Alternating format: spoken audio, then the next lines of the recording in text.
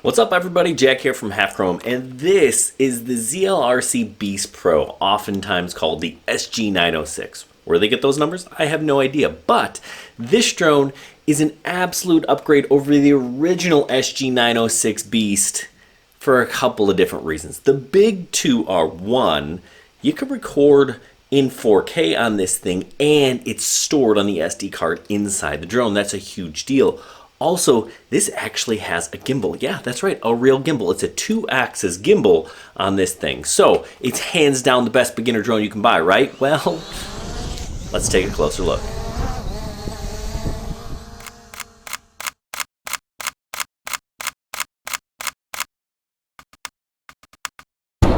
Okay, when I talk beginner drones, usually the one I recommend most people is this. This is the Rise Telon. It's about $99. Right now you can find it on sale for about 80 bucks, and it's a really good drone. Now it has some DJI smarts built in. They teamed up with Intel. There's some image stabilization software going on. It has some flight modes, no GPS. And you can see this is a tiny little drone, brushless motors. You're not going to fly this thing very far. You're not going to fly this thing very fast, and you're not going to fly this thing in any sort of wind. That's when people start to look at things like this. This is the Beast Pro that I was talking about. Now this is obviously a much larger drone. It has this foldable design that makes you think a little bit like, this is patterned after the Mavic. And that's, to be fair, because I think it was. And this drone is obviously going to handle the wind a lot better. These are brushless motors, which means they're more powerful. It does fold up so you can put it in the included case, which is nice, and take it with you. Now, the beauty of this one is it has a gimbal, right? This is a real gimbal and it does some stabilization for you. So the video you're going to get is stabilized, right? That sounds like a great deal. It is. That's what you want. But, how does this thing really stack up against something like the Mavic Mini? Now, I know the Mavic Mini is more than twice the price. You can pick this one up for about $150, whereas the Mavic Mini will cost you $399. That's a huge difference. Is it worth it? Well, that is for you to decide. But let's talk about the differences between these two drones. It just so happens that I do have a Mavic Mini. It's right here. Obviously, it's smaller. It unfolds. But it does some things better than this guy, right? This one has a 25-minute flight time. Now, I've been flying it. I get about 15 minutes. After about 15 minutes, it stops responding well. The battery turns red, and you better land it, right? So, 15, maybe 20 minutes, kind of depending on how you fly. This one has a 30-minute flight time. Really, that's more like 25. Okay, so flight time, no big deal, right? You're still saving a lot of money with this, right? 150 bucks. Okay, video, right? This is 4K. It's on a gimbal. Gotta be better. Well, this is only shoots up to 2.7K, but it is a 3-axis gimbal. Now, people think 1080p versus 4K, 4K is better. No, not always, right? It's all about, there are a lot of things that go on with the camera. Sensor, f-number, all sorts of stuff that I'm not going to get into here. And when you compare the quality, it doesn't compare, right? The Mini wins hands down. Now, sure, that's my opinion, but I'll show you some video coming out of this Mavic Mini, and you can decide for yourself. All right, so this has flight modes. Follow me. There's waypoints, circle mode, right? This has some of those too. Why not just go with these? Well, I found the app interface to be a little sketchy, right? There are millions of people in China. You would have thought they found someone to write a better user manual. I found the user manual wasn't super helpful. The app wasn't super intuitive. The translations weren't the best. The modes didn't even really work all that great. Yes, I got this to follow me. Tracking me with their track mode was a kind of a different story. Maybe you got to turn off the GPS and use an optical flow. I don't know. It's got to be super close. It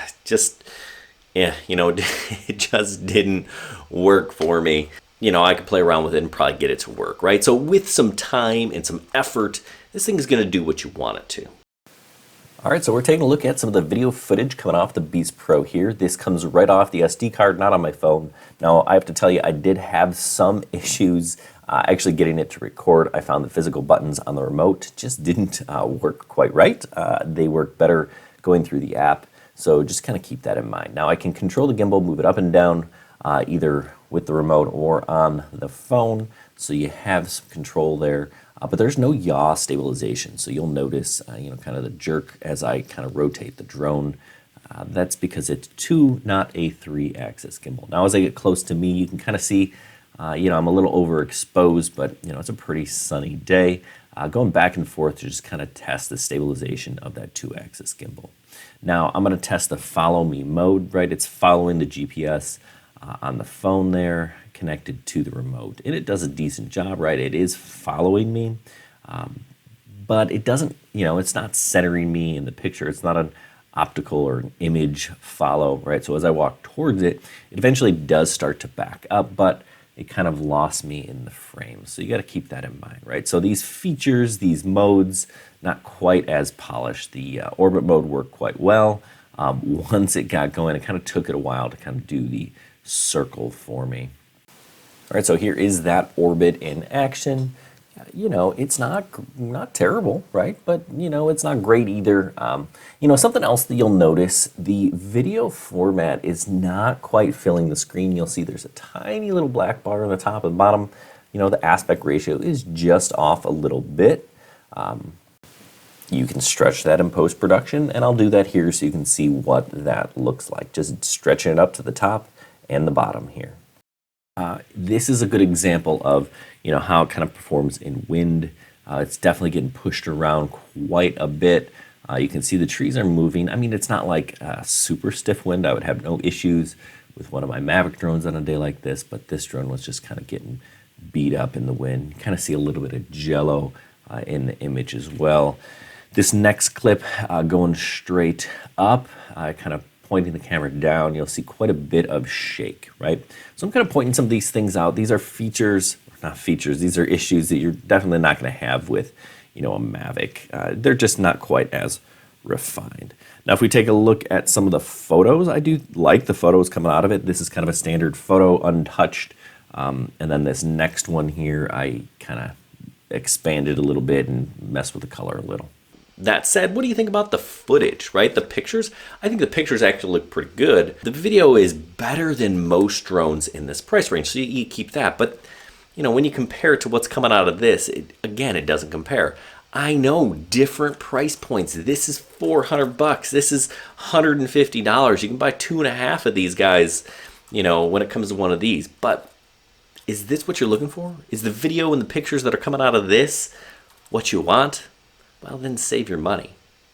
The DJI interface, the app, is clearly superior, right? DJI does their work. There's a reason why they're the leader in drones. It's a lot easier to fly this.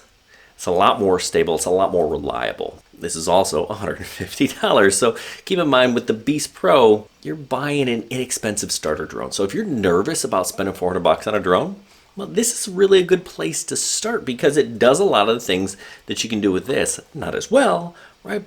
But also at a fraction of the cost. So for beginners, this is a good drone. The GPS works. The return to home works. It's pretty darn stable.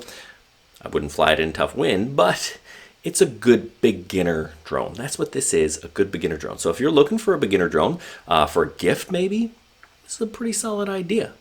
When you buy the Beast Pro, you get this nice shoulder strap bag. It is pretty solid. The drone fits in there really well. And the remote here, also foldable. So overall, it's a really solid package for a beginner, right? I love cases. This just makes transporting and bringing it with you a whole lot easier. You don't have to worry about it getting damaged by throwing it in your backpack, right? They give you a nice little backpack. And it's not super huge either, right? And, kind of looks good. Ultimately, the decision is yours. What kind of drone are you looking for? Do you want something that takes really good pictures and video? Well, then you probably need to save up a little bit. Or are you just looking for a good beginner drone? Well, then this just might be the drone for you. Hey, hopefully that was helpful. Make sure you check us out on halfchrome.com. Leave us a comment below. Did I get something wrong? Do you disagree with me? Do you think I should have mentioned something different? Hey, hit me up. We love to hear from you. Anyway, check out our website, halfchrome.com. We've got everything from photography to FPV on there. Hey, good luck and happy flying.